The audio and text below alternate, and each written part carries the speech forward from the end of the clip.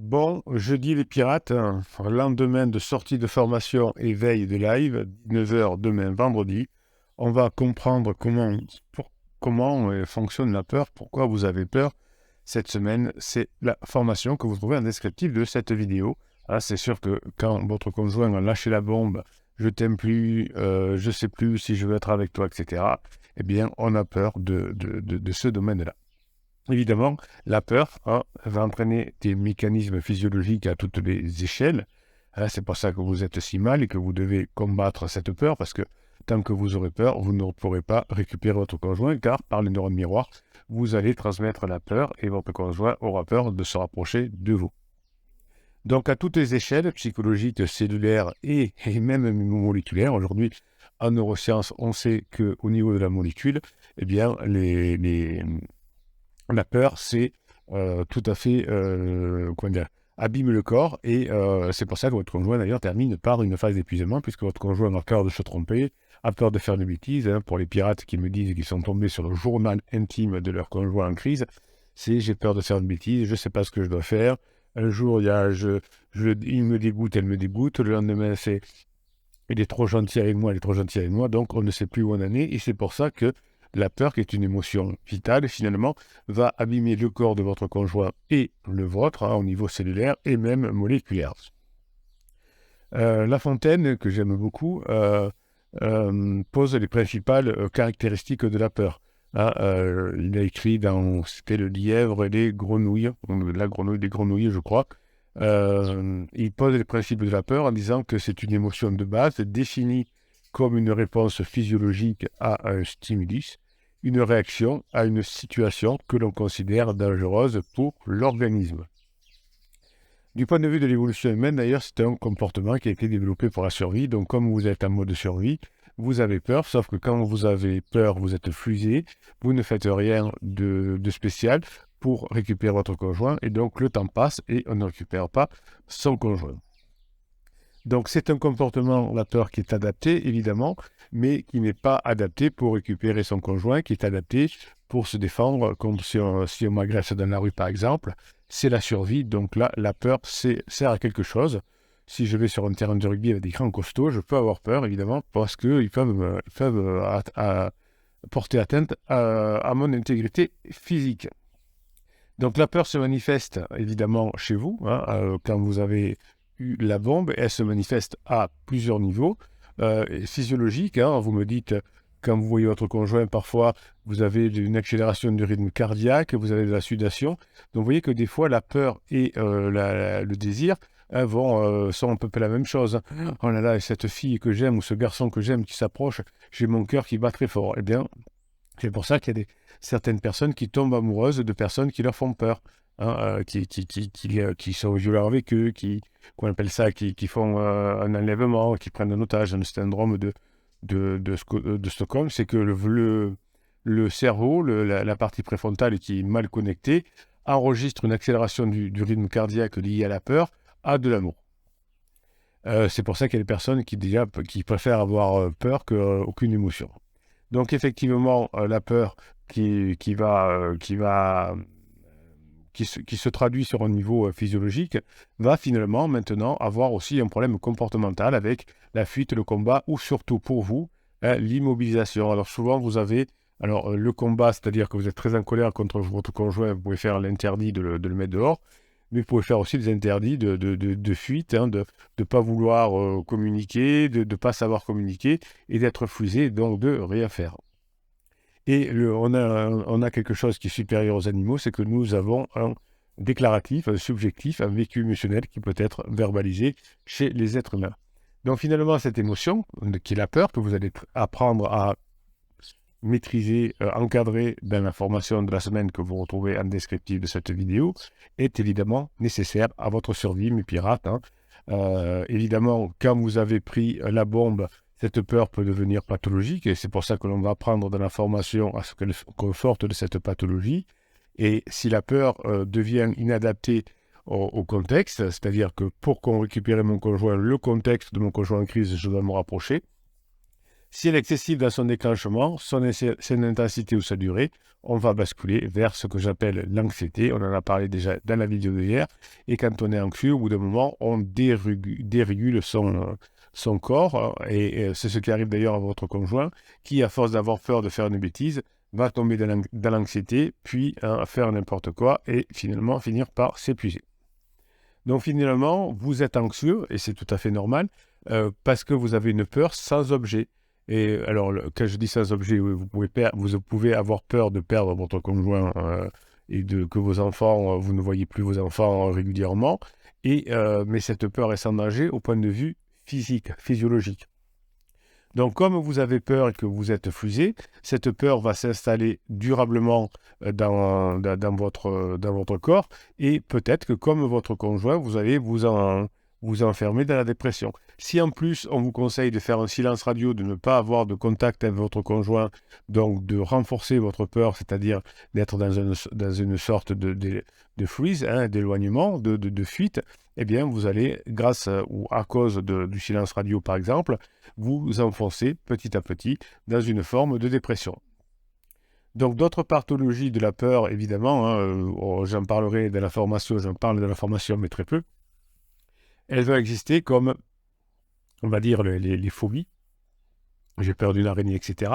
On ne va pas trop en parler dans cette formation. En revanche, les troubles du stress post-traumatique, ce qu'on appelle le TSPT, évidemment, ça c'est très important dans votre cas, puisque vous avez subi une bombe comme un attentat finalement, et finalement, cet événement traumatisant, je crois que je vais me séparer, je t'aime plus, vous allez vous en rappeler très longtemps, comme un viol, comme un attentat, comme la guerre, comme l'accident de la route. Pour votre cerveau, c'est à peu près la même chose. Et les pirates que j'ai l'honneur d'accompagner dans les coachings et surtout par les formations, sont atteints finalement de réviviscences qui sont très intenses, qui sont intempestives dans le traumatisme. Vous réveillez la nuit si vous n'avez pas travaillé sur votre peur, si vous n'avez pas travaillé sur votre trouble de stress post-traumatique, et ça va vous empêcher non seulement de vivre normalement, mais de souffrir évidemment, et d'empêcher d'aller récupérer votre conjoint.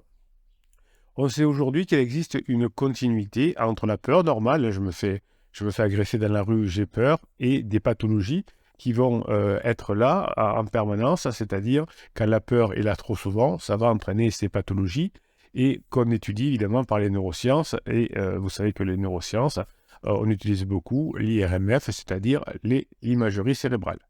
Donc finalement, on sait aujourd'hui qu'il existe tout un circuit cérébral qui sous-tend à la peur, avec l'amygdale et aussi des régions du tronc cérébral et de l'hypothalamus. Et ces troubles de la peur, qui est persistance, vont créer une dysfonction dans votre cerveau. Si vous ne faites rien, vous allez perdre votre conjoint car vous serez dysfonctionnel.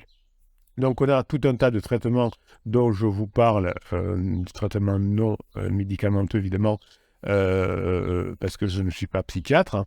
Si vous allez voir un psychiatre, il peut vous prescrire des médicaments qui vous permettront de moins souffrir pendant un certain temps, mais quand vous arrêterez les médicaments, vous aurez toujours la même chose.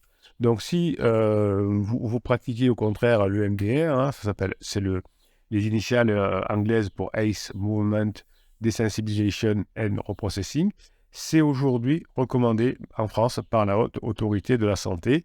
Et finalement, vous allez apprendre à le faire dans la formation, des séances de rappel du souvenir traumatique.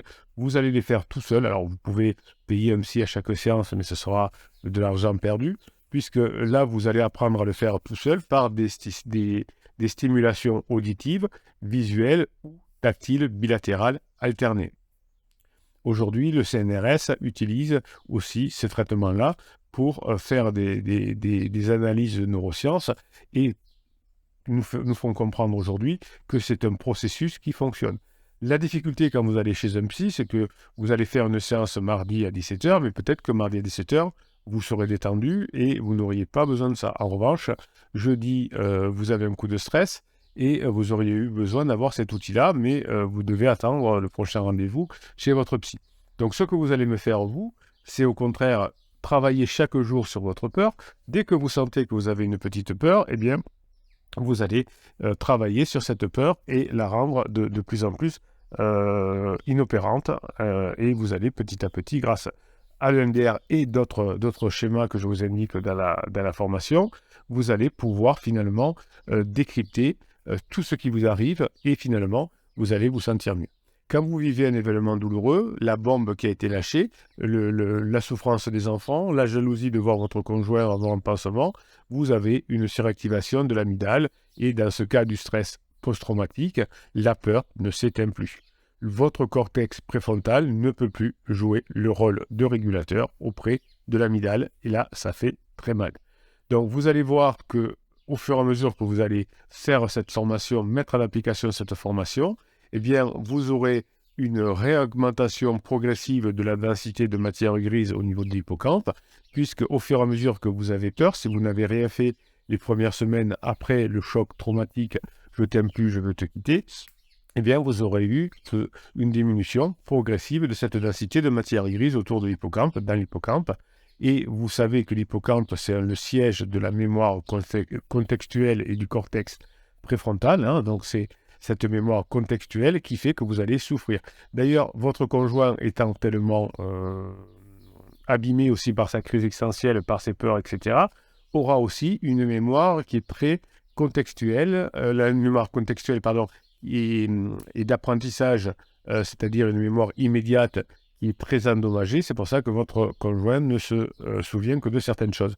Et vous me dites aussi, vous, dans les coachings, souvent que vous avez des pertes de mémoire. Des fois, dans le coaching, je vous dis 3 fois les choses et vous ne vous souvenez plus après. C'est simplement cette densité de matière grise au niveau de l'hippocampe qui a été endommagée. Mais quand vous allez faire les exercices, finalement, qu'il y a dans la formation que vous trouvez en descriptif de cette vidéo, eh bien, vous allez rééquilibrer. Aujourd'hui, votre souvenir traumatique est déséquilibré. Le souvenir traumatique de votre conjoint est déséquilibré puisqu'il va vous rappeler qu'il y a 3 ans, vous avez dit ça, vous avez dit ça. Et finalement, la charge émotionnelle a pris le pas sur l'information contextuelle. C'est pour ça que votre conjoint, qui, contrairement à ce que vous croyez, est bourré de peur, quand je vous dis non, mais je suis sûr, j'ai jamais été aussi bien de ma vie, etc., sachez que dans la tête, votre conjoint, quand on est en crise existentielle, on est perdu, on a peur. Alors, lisez tous les témoignages que je vous ai mis sur différentes vidéos de personnes qui ont témoigné de leur crise existentielle. Eh bien, vous voyez que c'est tout le temps la même chose. La charge émotionnelle a pris le pas sur l'information contextuelle. Donc, vous avez des flashbacks qui peuvent survenir à tout moment. Hein, si le contexte n'est pas celui du traumatisme, vous allez vous réveiller la nuit et puis tout d'un coup, votre conjoint va se mettre à pleurer parce qu'il y a quelque chose qui est arrivé. Un pirate que j'ai eu en coaching me disait un jour, je dis à ma femme, tiens, je vais aller donner un coup de main à ma sœur à refaire les peintures dans une pièce de la maison, je ne sais plus laquelle, et tout d'un coup, la femme du pirate qui est en crise s'est mise à s'effondrer en pleurs, et le pirate qui était déjà pirate, donc qui allait le prendre dans ses bras, dit « T'inquiète pas, va s'en sortir ». Beaucoup de sanglots, disant « Il y a 3 ans, quand j'ai voulu repeindre la pièce, tu ne m'as pas aidé et là tu vas aider les autres ». Vous voyez, ça avait déclenché un souvenir douloureux chez cette personne. Effectivement, mon client me disait qu'à l'époque, il était tellement dans son boulot qu'il n'avait pas envie de peindre une pièce et que ça ne lui semblait pas, en tout cas pour lui, une priorité. Donc la formation va vous permettre en quelque sorte de rééquilibrer les souvenirs. Et si on faisait ensuite un IRM de votre cerveau, on verrait que finalement, au moment de l'activité cérébrale du rappel de souvenirs, eh bien, les stimuli bilatéraux alternés vont déclencher à nouveau une activité d'un réseau neuronal en même temps que celui du traumatisme. Cette coactivation du réseau traumatique et du réseau activé par les stimulations, hein, vous verrez dans la formation, et vous pouvez aussi faire la formation d'ailleurs choc traumatique qui est encore plus précise puisqu'elle parle de la peur et d'autres choses. Cette coactivation du réseau traumatique et du réseau activé par les stimulations, hein, donc c'est ce que j'appelle de la résonance stochastique, va permettre de renforcer des liens entre le réseau traumatique et notre structure cérébrale. Ce changement va provoquer petit à petit, grâce à l'activation de notre structure cérébrale, hein, d'une désactivation, plus exactement, de l'amygdale. Donc finalement, le MDR va vous aider finalement à mettre votre exposition traumatique à des exercices qui vont faire que finalement, quand vous allez coactiver, je dis bien coactiver le résultat du trauma, je ne tiens plus, je ne reviendrai jamais, et du réseau du vécu sensoriel de sécurité, à la sécurité, la formation vous apprend la sécurité, eh bien, on va remettre notre cerveau dans un bon fonctionnement et finalement, on va se rapprocher de la sérénité et on va être de moins en moins anxieux quand on coactive le réseau du trauma et un réseau de sécurité, notamment avec la bilatéralité des yeux, des tapotements ou des audios. Tout ça va vous permettre cette formation va vous permettre de remodeler le souvenir. Vous n'aurez plus besoin de molécules chimiques. Hein, vous savez que je vous en avais parlé dans des formations d'ailleurs et dans des vidéos qu'on a des molécules comme le propranolol qui peuvent effacer le souvenir traumatique et éradiquer la peur. Donc je vous déconseille, enfin voilà, je ne suis pas médecin, mais je vous déconseille de le faire par des médicaments, mais vous allez le faire par plutôt des exercices que je vous indique dans la formation. Et finalement, nous arriverons plus facilement à effacer de notre mémoire le contexte qui nous fait souffrir. On s'en souviendra, mais on effacera la souffrance. Et comme on va activer en même temps le réseau du rappel du souvenir et un réseau neuronal lié à la sécurité, eh bien, on va tout d'un coup se sentir beaucoup mieux et avancer. C'est indispensable si vous voulez récupérer votre conjoint. Il faut que vous vous sentiez bien, il faut que vous ayez la grinta, il faut que vous soyez capable de mettre en application ce que je vous raconte dans les formations, parce que c'est comme ça que vous allez récupérer votre conjoint. Si vous avez peur, vous allez coller la peur à votre conjoint et vous êtes convaincu maintenant par cette vidéo, effectivement, que le conjoint a déjà peur. Donc si vous avez peur et le conjoint a peur, il ne peut pas se rapprocher de vous, il ne peut pas se rapprocher de quelque chose qui nous fait peur à long terme. On peut être attiré par quelqu'un qui nous veut du mal, entre guillemets, parce que le cœur bat, etc. Mais ça ne peut pas fonctionner sur du long terme. Vous allez récupérer votre conjoint parce que vous allez changer de comportement et vous allez pouvoir finalement décrypter en vous les mécanismes de votre mémoire émotionnelle et vous allez finalement, petit à petit, vous rapprocher de votre conjoint. La peur est normale. La peur est quelque chose qui peut vous aider finalement à vous améliorer, mais vous allez pouvoir atteindre une phase de sérénité en atténuant cette crainte, cette peur, avec cette peur qui n'est pas d'ailleurs qu'une histoire d'hormones, qu'une histoire de circuits cérébraux. C'est pour ça que juste utiliser des médicaments, ça ne suffit plus. Hein, mais effectivement, on a un problème sécrété par l'hypothalamus, hein, qui est une structure impliquée dans l'équilibre émotionnel, qui a beaucoup de fonctions finalement, le désir, la reproduction, l'attachement, l'accouchement, la douleur, etc., notamment par l'émission de l'ocytocine. Donc finalement, vous avez compris que juste des molécules ne suffirait pas, mais que mettre le traumatisme finalement en sécurité va vous permettre ensuite de pouvoir récupérer une relation normale avec votre conjoint. Et chaque fois que vous allez pouvoir créer de l'ocytocine, notamment en vous rapprochant, en passant un bon moment, voire en faisant l'amour, eh bien vous allez savoir créer petit à petit du désir, un attachement de votre conjoint. Votre conjoint est évidemment toujours attaché à vous, hein, mais lorsque vous allez avoir trop peur, hein, vous allez coller la peur à votre conjoint qui n'en a pas besoin finalement, et vous allez petit à petit vous éloigner de votre conjoint. À partir de la formation, vous allez pouvoir activer de sous-populations de neurones d'ocytocine, hein, qui sont dans l'hypothalamus, qui vont petit à petit se projeter vers l'amygdale, et cette population de neurones d'ocytocine va créer cette ocytocine qui va vous amener finalement à avoir une amygdale beaucoup plus régulée. Donc, on appelle ce réseau de neurones, on appelle les engrammes, c'est-à-dire que ce sont une signature neuronale de la mémoire de la peur que vous allez faire disparaître grâce à la formation.